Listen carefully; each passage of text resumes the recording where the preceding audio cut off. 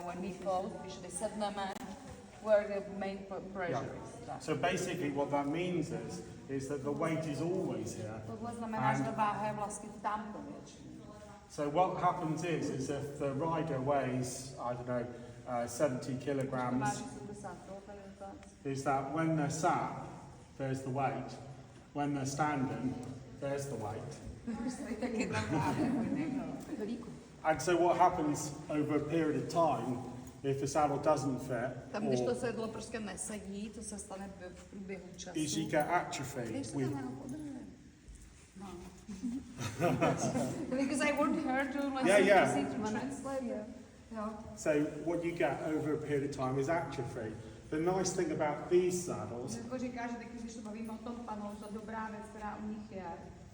is when the panel's on, it's a much bigger area. For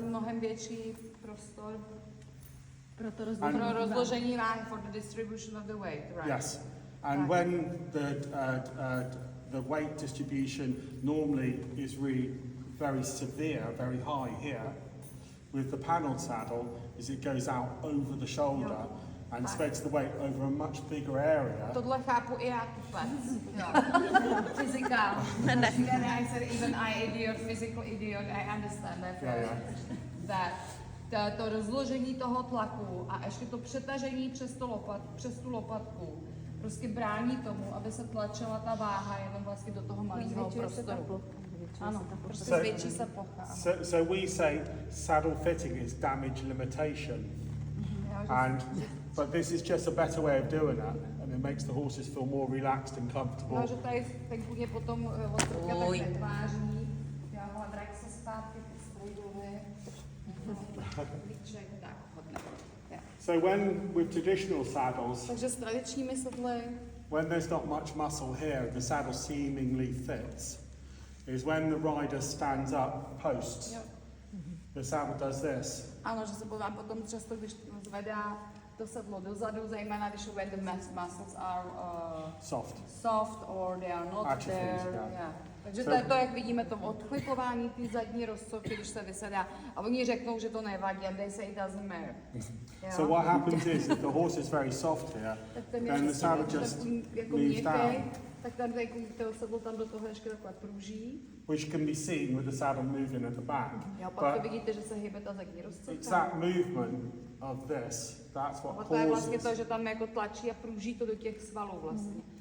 So with all saddle fit, what we're trying to do is we're trying to fit a saddle that when the rider is riding, it stays still and doesn't move. Ano, že říká, že základní by měla být ta snaha je napasovat to sedlo tak, aby se prostě nehýbalo, když se hýbe jezdec. And if the rider is moving, if the horse is moving, the saddle should be steady. Still. Jo, prostě to sedlo by mělo tam ležet v klidu, i když se hýbe kůň, i když se hýbe jezdec. Není there is no excuse to say, you know, it's okay if the back of the saddle is flipping up. Sedlo je průběh, hýbou se svaly. So with the panelled saddles, is that takže to je jenom, že máme ten panel.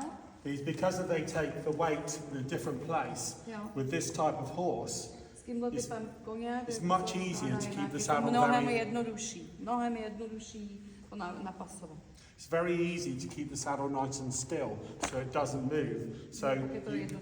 So you have a bigger panel, which spreads the weight kinder. If you think about some weight in this here, then it concentrates. If you think about the same weight over a bigger space, it spreads the load more. Ta distribuce, rozložení té váhy potom přes ten panel, podle mě dává smysl prostě i jako fyzikálnímu tupci, jako jsem já, jo. Prostě tadyhle jo, tak okay, so we continue. Já se potom, pojďte se podívat za Dean. When you look in the front, yes. Then you will talk about the weather. Jo, tomu všemu přejdeme, jo, jako, jak se posouvají ty panely.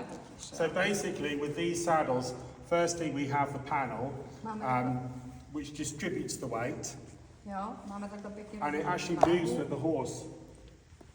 So the shoulder, the horse's shoulder here, this rotates as the horse moves. Jo, tam rotuje, jak se kůň hýbe. To taky dává smysl, že? With the panelled saddle, takže s panelovým sedlem, this just flexes. Jo, je to takhle, ten panel se dokáže vlastně odchlípnout, jako je to měkký, je to flexibilní.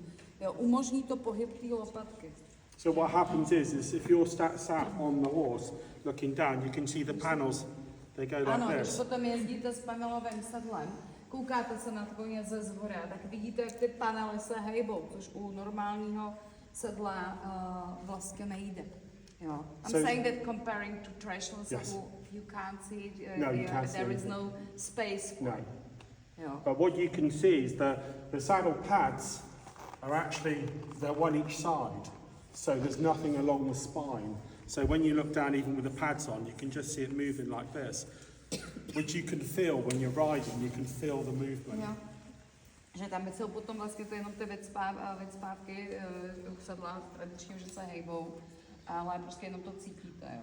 Yeah, when I ride, I can see that it should move regularly, the horse goes regularly. But also, what we do with these style saddles, with a traditional saddle, we have what we call flocking, which is lamb's wool, which compresses over time, it crushes. And as saddle fitters, we just top it up.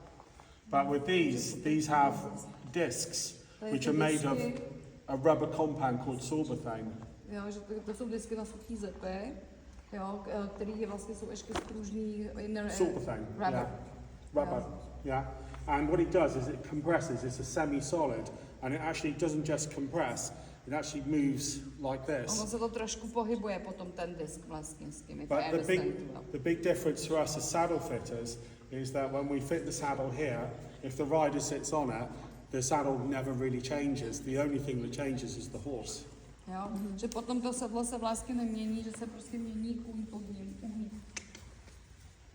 With a traditional saddle, with a wool flock, is you fit the saddle, today is good, tomorrow it jo, crushes. Že prostě, když to máte to sedlo na vlně, tak samozřejmě ta vlna potom se po určitý době, že ho zdrcne, zmáčkne, můžete začínat trošku znova, jako with traditional saddles, you just need to check. You need to check regularly. Pravidelně kontrolovat sedlo, ale nevíme s kým, že jo, zatím. Ano, nemáme s kým. I say we regularly control saddles, but we don't know with whom. But with saddle fitting, with flocking, is when a saddle fitter adjusts the flocking, we never know how long it's going to last. Jo, nikdy nevíme úplně, jak dlouho to prostě funguje potom, ta klasická vlna. Because the whole time it's crushing. But the nice thing about the panel saddles is that when we fit them, we know we walk away, and as long as the horse doesn't change, and horses change. Jo, that's true. A to jako to můžu potvrdit, že prostě pokud se vám pod tím panelem, jenomže to je zase, koupíte si panel, tak vám dosvalí a potřebujete zase jako stejně jako jinde. But you know, if we bought panel, after 2-3 months the horse changed, so we need you again. Jo. Jo, je to tak, protože prostě ta změna pod tím panelovým sedlem bývá jako masivní a strašně rychlá, že ty svaly začnou růst, tak pak zase potřebujete kontrolu.